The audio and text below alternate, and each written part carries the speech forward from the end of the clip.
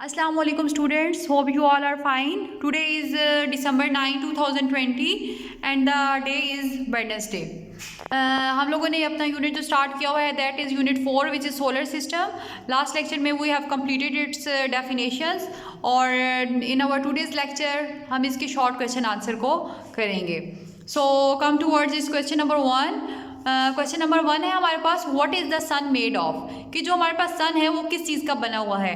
Basically वैसे आप अगर सन को देखें भी सही तो आपको वो एक ह्यूज कलर की आपको सर्कल में एक बॉल टाइप सी नज़र आती है. तो वो किस चीज़ का बना हुआ है? सन इज़ अ ह्यूज बॉल. सन एक ह्यूज बड़ी सी बॉल की तरह होता है which is made of white hot gases. और ये किसका बना हुआ है? आपके पास वाइट हॉट गैसेज हैं. और इसमें गैसेज जो मेनली कौन सी गैसेज हैं? मेनली इसमें दो तरह की गैसेज हैं. एक है hydrogen and the second gas is helium. So sun जो है हमारे पास ह्यूज बॉल है जो दो गैसेज पर कॉन्सिस्ट है, that is hydrogen and the second is helium. Second question है हमारे पास, what is the moon made of, कि मून जो है हमारे पास चांद किस चीज़ का बना हुआ है.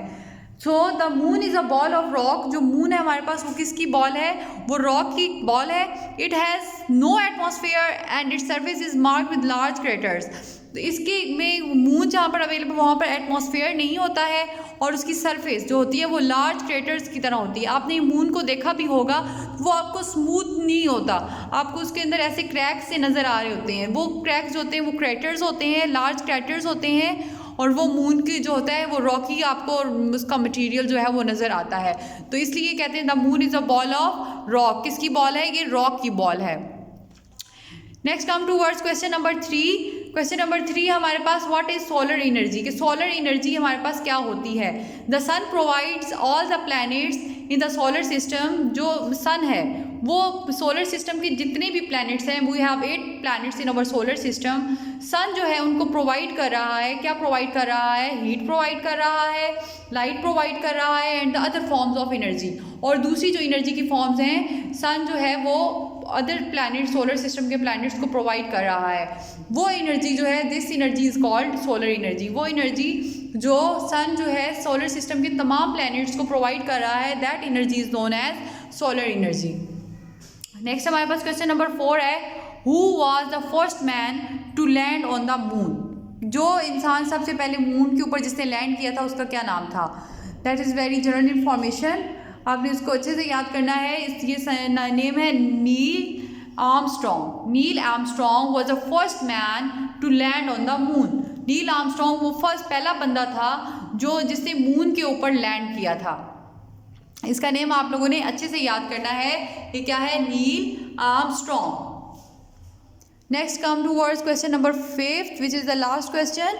क्वेश्चन नंबर 5 हमारे पास क्या है? Explain the effects on the earth of the sun's gravity and the moon's gravity. वो कह रहे हैं कि सन की ग्रेविटी और मून की ग्रेविटी का अर्थ के ऊपर क्या अफेक्ट होता है. कि जब सन की ग्रेविटी होती है तो वो अर्थ पे डिफरेंटली अफेक्ट करती है, मून की ग्रेविटी होती है तो वो अर्थ पे डिफरेंटली अफेक्ट करती है. तो सन जो होता है, the pull of the sun's gravity, sun's की ग्रेविटी का जो पुल होता है, hold the earth in its orbit. तो वो क्या करता है? अर्थ को होल्ड कर लेता है अपने ऑर्बिट के अंदर.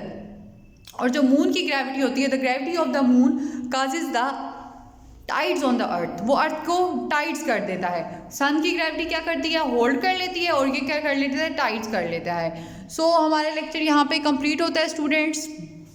हम लोगों ने आज शॉर्ट क्वेश्चन आंसर यूनिट 4 के कंप्लीट किए हैं. आपने इसको नोटबुक पे नोट डाउन करना है और इसको आपने अच्छे से लर्न भी करना है. होप सो आपको लेक्चर समझ आ गया होगा. सो नेक्स्ट लेक्चर में हम इंशाल्लाह इसके लॉन्ग क्वेश्चन आंसर करेंगे. ओके स्टूडेंट्स, अल्लाह हाफिज़.